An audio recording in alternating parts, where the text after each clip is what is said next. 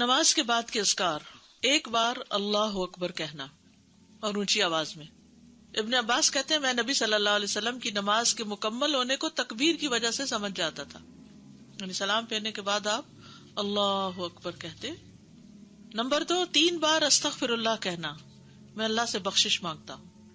صبان کہتے ہیں کہ رسول اللہ صلی اللہ علیہ وسلم جب اپنی نماز سے فارغ ہوتے تھے تو 3 مرتبہ استغفار فرماتے۔ ولید کہتے ہیں کہ میں نے اوزائی سے پوچھا آپ استغفار کس طرح فرمایا کرتے تھے، تو انہوں نے کہا آپ اس طرح فرماتے استغفر اللہ استغفر اللہ استغفر اللہ۔ اس کی کیا حکمت ہے نماز کے بعد استغفار کرنے کی؟ استغفار کا مطلب ہے بخشش مانگنا، یعنی اگر کوئی ہم سے غلطی ہو گئی ہے، بھول چوک ہو گئی ہے تو اللہ تعالیٰ اس کو معاف کر دینا اور ہماری نماز قبول کر لینا، غلطی معاف کر کے۔ نمبر 3، اللہم انت السلام ومنک السلام تبارکت ذی الجلال والاکرام۔ استغفار کے بعد صوبان رضی اللہ عنہ کہتے ہیں کہ رسول اللہ صلی اللہ علیہ وسلم جب اپنی نماز سے فارغ ہوتے تو 3 مرتبہ استغفار فرماتے اور یہی پڑھتے اللہم انت السلام آخر تک۔ نمبر 4، لا الہ الا اللہ وحدہ لا شریک لہ لہ الملک ولہ الحمد وہو علی کل شیء قدیر، 3 بار۔ حدیث ہے مغیرہ بن شعبہ کے کاتب وارد سے مروی ہے کہ معاویہ رضی اللہ عنہ نے مغیرہ کو لکھا کہ کوئی حدیث جو آپ نے رسول اللہ صلی اللہ علیہ وسلم سے سنی ہو وہ مجھے لکھ کر بھیجیں۔ راوی نے بیان کیا کہ پھر مغیرہ رضی اللہ عنہ نے انہیں لکھا کہ میں نے آپ صلی اللہ علیہ وسلم سے سنا ہے آپ اپنی نماز سے فارغ ہونے کے بعد 3 مرتبہ یہ دعا پڑھتے۔ یہ پیغمبروں کی دعا ہے نا جو عرفہ کے دن سب پیغمبروں نے مانگی، لا الہ الا اللہ وحدہ لا شریک لہ لہ الملک ولہ الحمد وہو علی کل شیء قدیر۔ 5ویں دعا ہے لا الہ الا اللہ وحدہ لا شریک لہ لہ الملک ولہ الحمد وہو علی کل شیء قدیر، اللہم لا مانع لما اعطیت ولا معطی لما منعت ولا ينفع ذا الجد۔ ایک روایت میں منک الجد بھی آتا ہے، یہ اگلی روایت ہے ولا ينفع ذا الجد منک الجد۔ 6ٹھی دعا ہے لا الہ الا اللہ وحدہ لا شریک لہ لہ الملک ولہ الحمد یحیی ویمیت وہو حی لا یموت بیدہ الخیر وہو علی کل شیء قدیر۔ یہ دعا اور کس موقع پہ پڑھی جاتی؟ بازار جاتے ہوئے، کئی لاکھ نیکیوں کا ثواب ہے جو بازار میں یہ دعا پڑھ لے۔ اللہم لا مانع لما اعطیت ولا معطی لما منعت ولا ينفع ذا الجد منک الجد۔ ترجمہ دیکھ رہے نا آپ سامنے، 3 بار پڑھنا، ٹھیک ہے، یعنی لا الہ الا اللہ وحدہ 3 بار اور پھر اللہم لا مانع۔ 7ویں دعا لا الہ الا اللہ وحدہ لا شریک لہ لہ الملک ولہ الحمد وہو علی کل شیء قدیر، لا حول ولا قوة الا باللہ، لا الہ الا اللہ ولا نعبد الا ایاہ، لہ النعمۃ ولہ الفضل ولہ الثناء الحسن، لا الہ الا اللہ مخلصین لہ الدین ولو کرہ الکافرون۔ اس میں سے کچھ دعائیں ایاک نستعین میں بھی ہیں اور نمازوں کے بعد کے اذکار کا کارڈ بھی موجود ہے الگ سے، اس میں یہ دعائیں ہیں۔ پھر تحلیل کے کلمات، اس کے بعد تسبیحات، 33 بار سبحان اللہ، 33 بار الحمدللہ، 33 بار اللہ اکبر، اور 100 پورا کرنے کے لیے لا الہ الا اللہ وحدہ لا شریک لہ لہ الملک ولہ الحمد وہو علی کل شیء قدیر۔ اب تک سب سے زیادہ دعا کون سی آئی ہے؟ لا الہ الا اللہ۔ سوچیے آپ کتنی دفعہ پڑھتے ہیں نماز کے بعد اس کو؟ 10 دفعہ تو صبح اور شام کے بعد پڑھتے ہیں۔ ابو ہریرہ رضی اللہ عنہ سے روایت ہے کہ جس نے ہر نماز کے بعد 33 مرتبہ سبحان اللہ، 33 مرتبہ الحمدللہ اور 33 مرتبہ اللہ اکبر کہا تو یہ 99 کلمات ہو گئے، اور 100 کا عدد پورا کرنے کے لیے لا الہ الا اللہ وحدہ لا شریک لہ لہ الملک ولہ الحمد وہو علی کل شیء قدیر کہہ لیا تو اس کے سارے گناہ معاف کر دیے جائیں گے، اگرچہ وہ سمندر کی جھاگ برابر ہوں۔ 1.5 منٹ لگتا ہے، 1.25 منٹ لگتے ہیں جس میں آپ یہ سارا عمل کر سکتے ہیں، اور اللہ سبحانہ و تعالیٰ کو وہ عمل زیادہ پسند ہے جو روزانہ کیا جائے، ادومھا، دوام سے کیا جائے۔ اللہ کہ کوئی مجبوری ہو. اس میں آپ دیکھیے نماز پڑھ لی آپ نے 10 منٹ میں، فرض پڑھ لیے، تو یہ 2 منٹ میں کیا مشکل ہے، 2 سے بھی کم منٹ لگتے ہیں. بعض روایات میں اللہ اکبر 34 بار پڑھنے کا بھی آتا ہے. یہ تسبیحات 10 دفعہ بھی پڑھی جا سکتی ہیں. عبداللہ ابن عمر سے مروی ہے کہ نبی صلی اللہ علیہ وسلم نے فرمایا 2 خصلتیں یا 2 عادتیں ایسی ہیں کہ اگر کوئی مسلمان بندہ ان کی پابندی کر لے تو جنت میں داخل ہوگا. پابندی اور وہ بہت آسان ہے مگر ان پر عمل کرنے والے بہت کم ہیں. ایک یہ ہے کہ ہر نماز کے بعد 10 مرتبہ سبحان اللہ، 10 مرتبہ الحمدللہ اور 10 مرتبہ اللہ اکبر کہے. تو زبان کی ادائیگی کے اعتبار سے 150 بار ہے، یعنی ساری نمازوں میں، مجموعی طور پر 5 نمازوں کے بعد، اور ترازو میں 1500 ہوں گے. اور جب سونے کے لیے اپنے بستر پر آئے تو 34 بار اللہ اکبر، 33 بار الحمدللہ اور 33 بار سبحان اللہ کہے. زبان کی ادائیگی کے اعتبار سے تو یہ 100 ہے، مگر میزان میں یہ تسبیحات 1000 ہوں گی. رات کو جو سوتے ہوئے پڑھے جاتے تسبیحات فاطمہ، سب تھکاوٹ اتارنے کے لیے. یقیناً میں نے رسول اللہ صلی اللہ علیہ وسلم کو دیکھا، آپ انہیں اپنے ہاتھ سے شمار کرتے تھے. صحابہ نے پوچھا اللہ کے رسول یہ کیسے ہے کہ یہ آسان عمل ہے مگر ان پر عمل کرنے والے تھوڑے ہیں؟ آپ نے فرمایا سوتے وقت میں کسی کے پاس شیطان آ جاتا ہے اور پہلے اس سے کہ وہ تسبیح پوری کرے وہ اسے سلا دیتا ہے، اور اسی طرح اس کی نماز میں شیطان آ جاتا ہے اور یہ تسبیحات پڑھنے سے پہلے ہی کوئی کام یاد دلا دیتا ہے. ہوتا تو یہی ہے نا، حقیقت ہے. آپ کو شاید میں نے پہلے بھی بتایا ہو کہ ہاتھ پر تسبیح پڑھنا جو ہے کچھ مشکل نہیں، اور دائیں ہاتھ پہ صرف کیسے پڑھیں گے آپ؟ سبحان اللہ سبحان اللہ سبحان اللہ، اور اوپر سے اب نیچے آ جائیے، سبحان اللہ سبحان اللہ سبحان اللہ سبحان اللہ سبحان اللہ سبحان اللہ، نیچے سے اوپر، اور پھر سبحان اللہ سبحان اللہ سبحان اللہ اوپر سے. تو یہ ہم 2 ہاتھوں پہ الگ الگ پڑھتے ہیں نا، اور بایاں ہاتھ بھی لگاتے ہیں. تو اس سے افضل کیا ہے ایک ہی ہاتھ پر 33 بار پڑھنا. اور جب یہ پورا ایک ہاتھ اوپر نیچے دونوں طرف ہو جائے تو 3 بس مزید پڑھ لینا. آپ کر کے دیکھیے، بہت آسان ہے. شروع میں جب مجھے پتا چلا کہ ایک ہاتھ پہ پڑھنا ہے تو میں تو بڑی پریشان ہوئی کہ میں تو ہر وقت کنفیوز ہی رہوں گی کہ کتنا پڑھا کتنا نہیں. تو پھر میں الحمدللہ عمرے پر گئی ایک بار، تو اس میں مدینہ میں تو مغرب کے بعد جیسے بیٹھ جاتا ہے نا عشاء تک، تو میرے ساتھ ہی کوئی جاپنیز لڑکی تھی یا کوئی کورین یا ایسی کوئی تھی، تو بہت اچھے طریقے سے ادب آداب کے ساتھ اپنے بیٹھی ہوئی ذکر کر رہی تھی.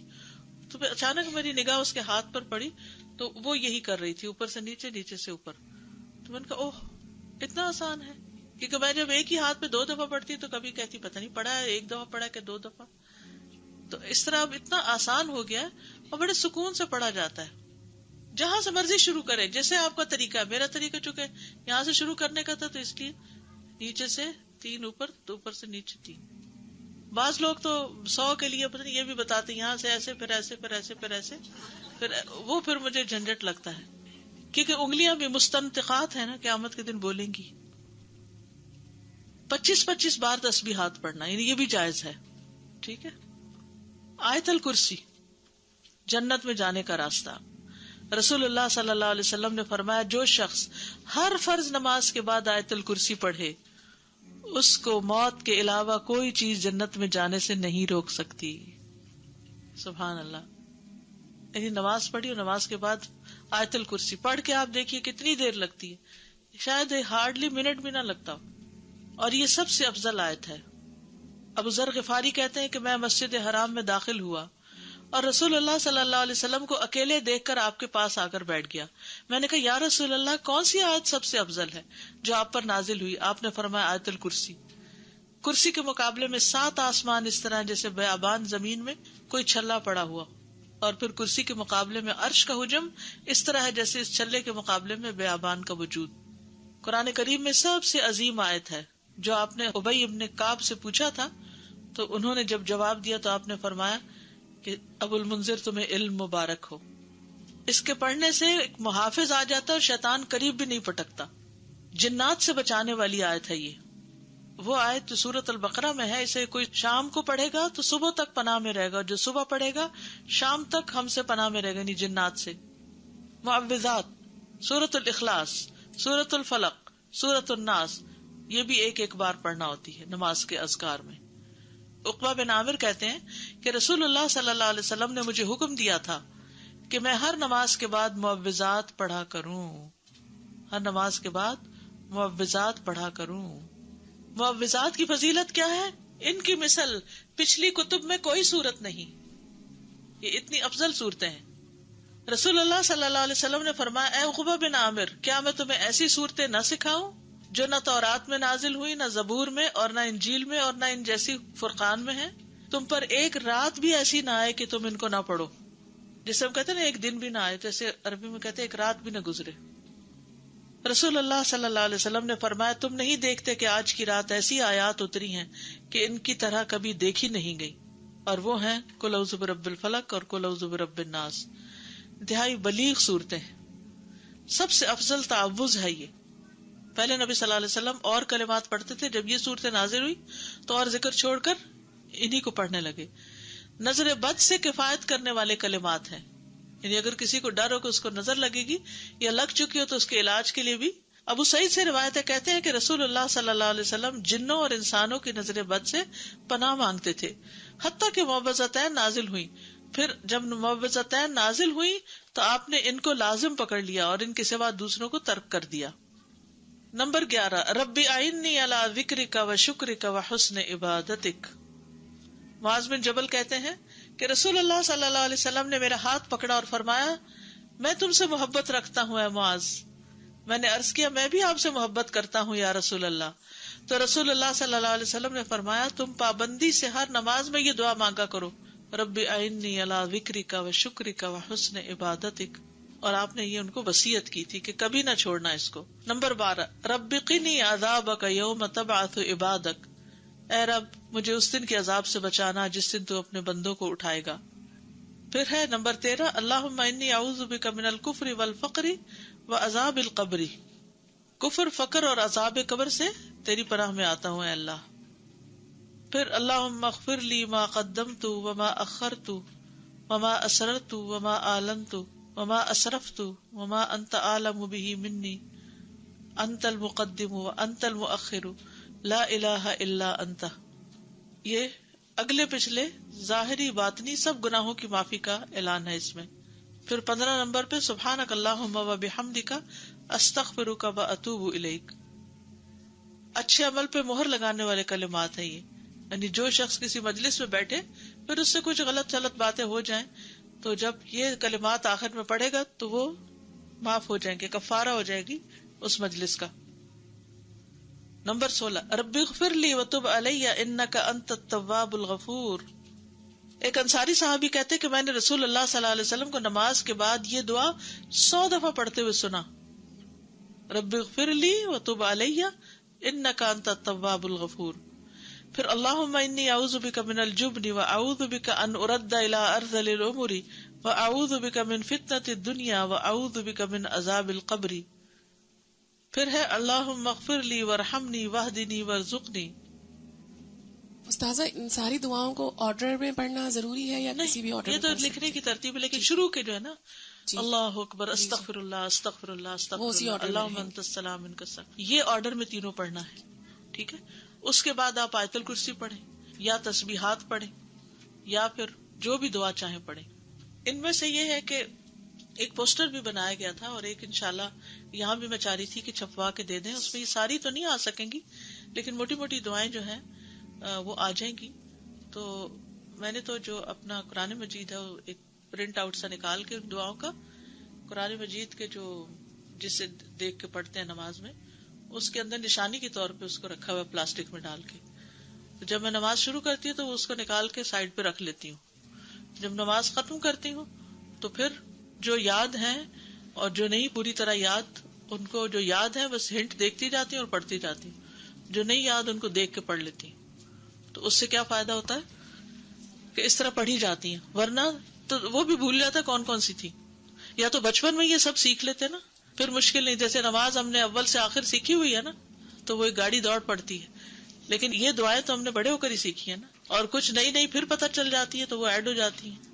تو اس طرح بھی آپ آسانی سے رکھ سکتے ہیں تاکہ یاد رہے، یا آپ کہیں سائڈ پر پیسٹ کر دیں اور آپ پڑھتے رہیں، جب دعا بھول جائے تو ذرا سا ایک نظر ریمائنڈر کے لیے دیکھ لیں، کسی وال پہ لگا دیں، کپڑ پہ قریب ہی جہاں آپ نماز پڑھتے ہو، دور کہیں چلے گی تو پھر رہ جائے گی۔ بک اسٹور سے بڑا سا پوسٹر بھی ملتا ہے، اگر کسی کے گھر میں ایسی وال ہے جس میں فل سائز پوسٹر آ جائے تو وہ بھی لگایا جا سکتا ہے، لیکن چھوٹے انشاءاللہ ہم چھپوا رہے ہیں تو وہ بھی آپ کو دے دیں گے. اردو انگلش ترجمے والے کارڈز کچھ موجود ہیں، اگر آپ وہ لے لینا، کیونکہ ہر وقت کتاب نہیں ساتھ اٹھائی جا سکتی. آپ کے بیگ میں ہو رکھا ہوا، کہیں بھی آپ سفر پر بھی ہیں، کہیں بھی ہو، نماز کے بعد بیگ سے نکال کے پڑھ لیتے ہیں. الہدا کی ایپ پر بھی ہیں، اس پہ ڈاؤن لوڈ کر لیں. بس میں تو نماز ہو، قرآن کا وقت ہو، لیسن کی تیاری کا ہو، ڈر کے مارے فون کو ہاتھ نہیں لگاتی. جی سفر کے لیے ٹھیک ہے، کیونکہ فون کو ہاتھ لگ گیا تو بچنا مشکل ہے اور خوشبو بھی چلا جاتا ہے. اور ویسے بھی دیکھیے مصحف سے دیکھ کے یا ایک سالڈ چیز سے دیکھ کے پڑھنا اور ہی بات ہے. استاذہ یہ ابھی ذکر میں جو ہم نے معوذتین پڑھی تو کیا ہر دفعہ، کیونکہ ہم 3 دفعہ پڑھتے ہیں، ایک دفعہ کافی نہیں تو اس میں ہر سورت سے پہلے بسم اللہ پڑھنی مطلب ضروری ہے کہ نہیں؟ سورہ اخلاص پڑھی، پھر اس کے بعد جب سورہ فلق شروع کریں گے تو بسم اللہ دوبارہ اس کے ساتھ؟ ضروری نہیں ہے، کیونکہ بسم اللہ 2 سورتوں کے بیچ میں نشان ہے کہ ایک سورت ختم ہوئی اور دوسری شروع ہوئی. وہ مستقل آیت ہے، آیا مستقلہ، وہ سورت کا حصہ نہیں ہے. ٹھیک ہے، تو اس کے بغیر بھی سورت پڑھی جا سکتی ہے. ٹھیک ہے، مطلب ذکر کرتے ہوئے کنٹینیوسلی اس کے جی ہاں بغیر. پڑھ ٹھیک سکتے ہے، ہیں. جزاک. جی استاد، جیسے میں فجر کی نماز پڑھتی ہوں تو میری بیک میں پرابلم ہے، مجھے آرتھرائٹس ہے، تو میں کوشش کرتی ہوں کہ اپنی جو دعائیں ہیں وہ اپنے بیڈ پہ بیٹھ کے ذرا کمر کو ٹیک لگا کے پڑھ لوں. تو از اٹ اوکے؟ بیڈ کے قریب ہی مصلی ہوتا ہے. جی بس ٹھیک ہے. مجھے صرف دعا کے حوالے سے سوال کرنا تھا کہ ہم دعا کرتے ہیں نیک بندوں کے لیے اور صالحین کے لیے. بظاہر جو لوگ نیک اور صالحین کی کیٹیگری میں نہیں آتے، ہم جج نہیں کر رہے، لیکن بظاہر کیا ہم ان کے لیے دعا کر سکتے ہیں؟ سب کے لیے. ہمارا گمان یہ ہونا چاہیے کہ کچھ لوگوں کی نیکیاں ظاہر ہوتی ہیں اور کچھ کی ہڈن ہوتی ہیں. جی بالکل. ہم ان کے نام لے کے بھی کر سکتے ہیں. نماز میں تو نہیں نام لیں گے، لیکن بعد میں جی کر ہاں سکتے ہیں. بالکل کر سکتے ہیں. Thank you.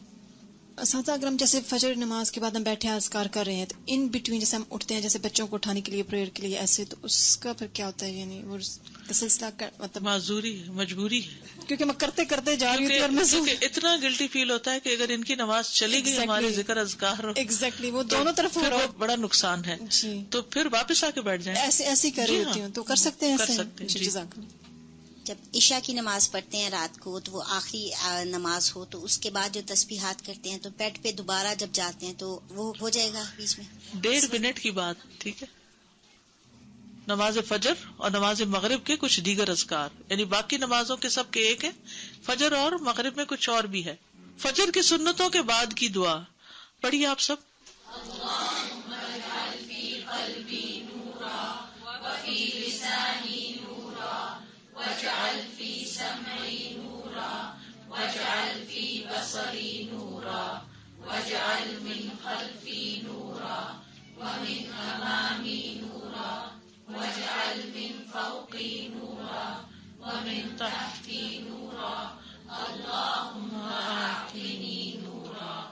یہ صحیح مسلم کی روایت ہے، اور عبداللہ بن عباس کہتے ہیں کہ وہ ایک رات رسول اللہ صلی اللہ علیہ وسلم کے ہاں سوئے تو رات کو آپ جاگے، مسواک کی اور وضو فرمایا.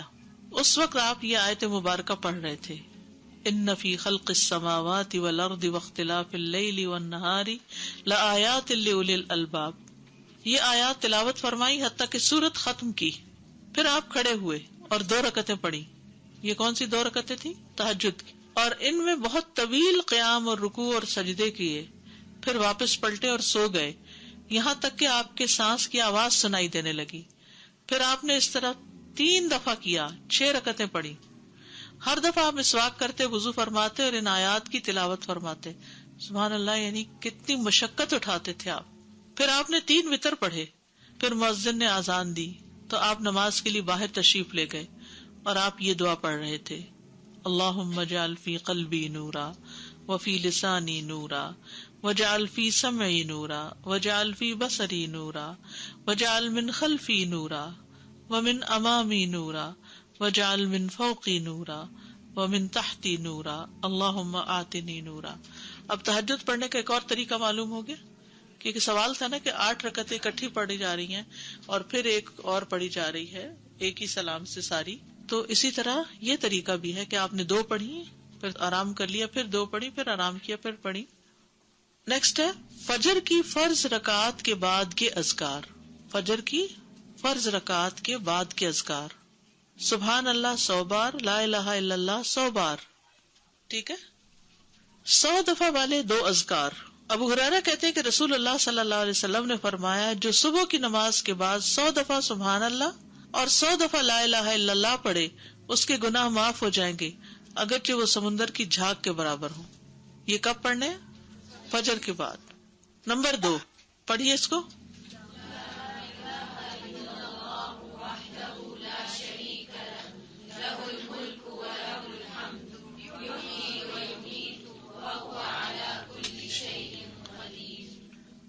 سلام کے بعد تشہد کی حالت میں کسی سے بات کیے بغیر ذکر کرنا. کسی سے بات کیے بغیر ذکر کرنا. ابو ذر سے مروی ہے کہ رسول اللہ صلی اللہ علیہ وسلم نے فرمایا، جو شخص فجر کی نماز کے بعد نماز میں تشہد میں بیٹھنے کی طرح اپنی ٹانگ کو دوہرا کیے ہوئے ہو اور کسی سے بات کیے بغیر 10 مرتبہ لا الہ الا اللہ وحدہ لا شریک لہ لہ الملک ولہ الحمد یحیی ویمیت وہو علی کل شیء قدیر پڑھے گا، اس کے لیے 10 نیکیاں لکھ دی جائیں گی، اس کے 10 گناہ معاف کر دیے جائیں گے، اس کے 10 درجات بلند کر دیے جائیں گے، اور وہ اس دن ہر برائی سے محفوظ رہے گا اور اسے شیطان کی پہنچ سے دور کر دیا جائے گا، اور اس دن اللہ کے ساتھ شرک کے علاوہ کوئی گناہ اس لائق نہیں کہ اس کو پکڑ میں مبتلا کر دے. لا علمی جو ہے، نہ علم ہونا جو ہے کتنا نقصان دہ. کتنی دیر لگے گی اس طرح 10 دفعہ پڑھنے میں؟ لیکن شرط یہ ہے کہ نہ وضو ٹوٹا ہو، نہ آپ اٹھے ہو، نہ بات کی ہو، جدھر بیٹھے ہیں ادھر ہی ٹانگ موڑے ہوئے، یعنی کسی گناہ پہ پکڑ نہیں ہوگی. شرک کیا تو پکڑ ہوگی، یہ مطلب ہے. مغرب کی نماز کے بعد کا ذکر: لا الہ الا اللہ وحدہ لا شریک لہ لہ الملک ولہ الحمد یحیی ویمیت وہو علی کل شیء قدیر. سلام کے بعد تشہد کی حالت میں ذکر کرنا. عبد الرحمن بن غنم رضی اللہ عنہ نبی صلی اللہ علیہ وسلم سے روایت کرتے ہیں کہ آپ نے فرمایا، جس نے نماز مغرب اور صبح کی نماز کے بعد التحیات کی حالت میں اٹھنے سے پہلے، یا مغرب کی نماز ٹھیک ہے، ٹانگ کو دوہرا کیے ہوئے 10 بار کہا لا الہ الا اللہ وحدہ لا شریک لہ لہ الملک ولہ الحمد یحیی ویمیت وہو علی کل شیء قدیر، تو ہر بار اللہ اس کے لیے 10 نیکیاں لکھتا ہے اور 10 گناہ اس سے دور کر دیتا ہے اور اس کے درجے بلند کر دیتا ہے 10، اور یہ اس کے لیے ہر بری چیز سے حفاظت اور شیطان مردود سے پناہ دینے والے ہوتے ہیں، اور کوئی گناہ سوائے شرک کے اس کو نہیں پہنچتا. یہ اس روز عمل میں سب لوگوں سے افضل ہوتا ہے سوائے اس شخص کے جس نے اس کے برابر ان کلمات کو پڑھا ہو یا اس سے بھی زیادہ. اور پھر انہی کلمات کو مغرب کے وقت اگر پڑھتا ہے انسان مغرب کے بعد، تو اس کا فائدہ کیا ہے؟ سنن ترمذی کی روایت میں آتا ہے، جو شخص لا الہ الا اللہ وحدہ لا شریک لہ لہ الملک ولہ الحمد یحیی ویمیت وہو علی کل شیء قدیر مغرب کے بعد 10 بار پڑھے گا، اللہ اس کی حفاظت کے لیے اسلحہ بردار فرشتے بھیجے گا جو اس کی صبح تک شیطان سے حفاظت کریں گے. صبح تک شیطان سے حفاظت. تو آپ سوچئے کہ کتنا بڑا اجر و ثواب اور کتنی بڑی پروٹیکشن ہے، کیونکہ بعض اوقات سارا وقت موڑنا مشکل ہوتا ہے. افضل پوزیشن نماز کے بعد اذکار کرنے کی کیا ہے؟ 2 زانوں ہو کے بیٹھنا. لیکن اگر آپ اتنی دیر بیٹھ ہی نہیں سکتے، کچھ لوگوں کی تو ٹانگ مڑتی بھی نہیں ہے گھٹنوں کی تکلیف کی وجہ سے، تو پھر ایسی صورت میں 4 زانوں ہو کے بھی بیٹھ سکتے ہیں. اگر نیچے بالکل ہی نہیں بیٹھا جا رہا تو پھر کرسی پہ بیٹھ جائیں. اللہ کو تو پتا ہے کہ آپ کیوں ایسے کر رہے ہیں، صرف ریسٹ کے لیے نہیں بلکہ مجبوری کے تحت. اس میں کنسنٹریشن زیادہ ہوتی ہے. نماز میں التحیات ہمیں ایسے کیوں پڑھنے کے لیے کہا گیا؟ اور کچھ پوزیشن تو بیٹھنا ہی بھی منع ہے. کون سی پوزیشن بیٹھنا منع ہے؟ ہاں، ایسے گھٹنے اوپر کر کے، کیونکہ یہ بہت ریلیکسنگ سی پوزیشن ہے نا. اس میں انسان عام طور پر جب بالکل کیئر فری بیٹھنا ہوتا ہے تو اس طرح بیٹھا ہوا ہوتا ہے نا، ریسٹ ریلیکس کرنے کے لیے. لیکن 4 زانوں بھی یہ ہے کہ آرام ہو جاتا ہے بہت. اس طرح بیٹھنے میں ذرا تھوڑی سی ایکٹیو بھی ہوتا ہے، تھوڑی تکلیف بھی ہوتی ہے، پاؤں سو بھی جاتے ہیں. یہ جو بیٹھنے کی ممانعت ہے تو یہ ہر وقت کے لیے ہے یا صرف ذکر کی محفلوں میں اور نماز کے بعد؟ یہ جو گھٹنوں کے اوپر یہ ہر وقت ہی پسندیدہ نہیں ہے جی، کیونکہ اس میں ننگا ہونے کا بھی احتمال ہوتا ہے، اور اگر کپڑے ٹائٹ ہو تو ویسے ہی اعضاء نظر آ رہے ہوتے ہیں، سی تھرو نہ بھی ہو، ٹائٹ ہو تو جسم کا ہر حصہ الگ نظر آ رہا ہوتا ہے، الگ الگ ٹانگیں نظر آ رہی ہوتی. فرض نماز کے بعد جو ہماری ترتیب تھی اللہ اکبر اور استغفر اللہ، تو یہ ہم لا الہ الا اللہ جو پڑھیں گے اس کے بعد پڑھیں گے؟ اس کے بعد پڑھیں گے. استاد ایک کوشچن تھا کہ آپ وسلم سنت کے بعد فجر کی سیدھی کروٹ لیٹا کرتے تھے، یہ پہلے پڑھا تھا نماز جی ہاں. ایسا سنت؟ جی جی بالکل. جزاک اللہ خیر. میرا سوال، فرض نماز میں جو تیسری اور چوتھی رکعت میں ہم سورہ فاتحہ پڑھتے ہیں، اس کے بعد قرات آپ نے بتایا کہ سنتوں میں بھی ایسے ہی کرتے ہیں؟ جی سنتوں میں بھی ایسے ہی کرتے، قرات پڑھتے ہیں. قرات پڑھتے ہیں، لیکن اگر کبھی بھول جائیں، ہوتا ہے نا کبھی انسان بھول جائے تو نماز ہو جاتی ہے. استاد ہمیں سکھایا ہی نہیں. کبھی سنتوں کے بعد نہیں پڑھی آپ نے قرات؟ اوکے اب کر لیا کر، اب کریں گے انشاءاللہ. استاذہ یہ میرا کافی عرصے سے کوشچن تھا کہ ابھی بھی ہم نے تشہد کی حالت میں نا یہ پڑھا فتنہ تو مسیح الدجال سے بچنے کی دعا ہے، تو انسان کو ہوتا ہے کہ اتنی دیر تک میں نے کہاں زندہ رہنا ہے. تو یہ تھا میرا کوشچن، یہ کب سے تھا کہ میں نے کہیں سنا تھا آپ کے لیکچر میں کہ قبر میں بھی اس کا سوال کیا جائے گا، اتنا بڑا یہ فتنہ ہے. قبر کا جو وہ نا کہ فتنہ ہے مسیح الدجال کے قریب قریب ہے. وہ قبر کا جو فتنہ ہے، فتنۃ القبر آتا ہے نا دعاؤں میں، اللہم انی اعوذ بک من فتنۃ القبر ومن عذاب القبر. تو فتنۃ القبر کیا؟ قبر کا امتحان، سوالات. تو وہ اتنی سختی سے ہوں گے کہ وہ مسیح الدجال کے فتنے سے قریب تر ہے. وہ فتنہ بھی قبروں میں انسان آزمایا جائے گا.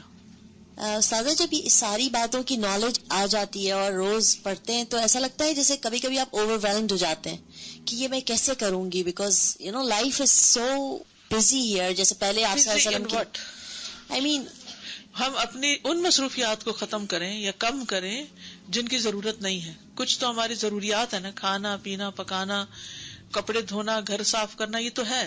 لیکن کچھ چیزیں ہم نے ایکسٹرا ڈالی ہوئی ہیں، ان چیزوں کو کٹ کرنے کی ضرورت ہے اور آخرت کے لیے فوکس ہونے کی ضرورت ہے. آخر نبی صلی اللہ علیہ وسلم یہ کرتے تھے تو تبھی نہ. اور پھر یہ ہے کہ ہر روز ساری چیزیں کرنے کی نہیں ہے، کچھ چیزیں تو لازمی کر لینی چاہیے جن کی پابندی لازم ہے. کچھ چیزیں کبھی ایک دن ایک چیز دوسرے دن دوسری، ایسے بھی کیا جا سکتا ہے. جیسے ایک دن 33 دفعہ سبحان اللہ پڑھا، تو اگر دوسرے دن 10 دفعہ بھی پڑھا اور تیسرے دن 25 دفعہ بھی پڑھا تو اس سے کیا ہوگا؟ اب سبحان اللہ بحمدہ 100 دفعہ کبھی پڑھ لیا اور کبھی سبحان اللہ لا الہ الا اللہ 100 دفعہ پڑھ لیا، تو یہ ساری سنتیں بھی اس طرح زندہ ہو جائیں گی. اور ورائٹی رہنے سے توجہ زیادہ ہوتی ہے. اس میں طریقہ یہ ہے پابندی کا، کوئی چیز کہیں لکھ کے رکھ لیں، کوئی ریمائنڈر کہیں ڈال لیں، کوئی ریمائنڈر کہیں ڈال لیں. پھر آپ دیکھیں گے شروع میں ہر چیز مشکل ہوگی، اوور ویلم ہوں گے، لیکن کرتے کرتے کرتے یہ آپ کی عادت بن جائے گی کہ اس کے بغیر چین بھی نہیں آئے گا. یہ خاتون بہت زور سے نماز پڑھتی ہے اپنے 7-8 سال کے بچے کو سکھانے کے لیے، ساری نمازیں ہی. Is it right? کب تک وہ اس طرح کریں گی؟ I don't know. انہوں نے مجھ سے پوچھا میں صحیح کرتی ہوں، میں نے کہا میں پوچھ کے بتاؤں گی. انہیں کہیں کہ بس ایک نماز جیسے سکھا لیں اور نماز کے علاوہ بھی بیٹھ کے سکھائیں بچے کو، نفل نماز کر لیں ایسے. اوکے. سبحانک اللہم و بحمدک اشہد ان لا الہ الا انت استغفرک و اتوب الیک. السلام علیکم و رحمۃ اللہ وبرکاتہ.